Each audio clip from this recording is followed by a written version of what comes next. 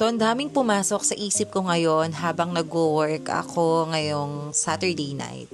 So, dumating na ba sa point ng buhay nyo na napapaisip kayo, bakit ko ba ginagawa to?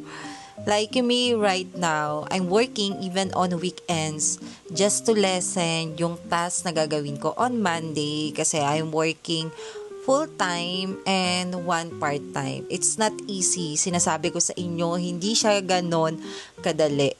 Pero hindi ako nagreklamo because I don't want to go back to the time when I was struggling financially.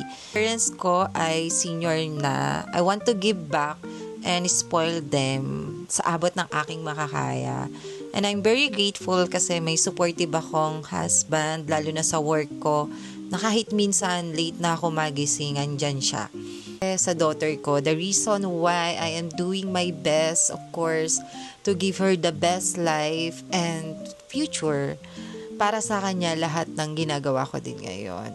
And yes, I get tired sometimes, but I always go back to my prayer because this is the life I once prayed for. Yung makapag-work from home, magkaroon ng anak, makapag-give back sa parents, mabili yung mga gusto ko, hindi na mag-struggle financially. Yun lang. So, kung ano nung pumapasok sa isip ko ngayon.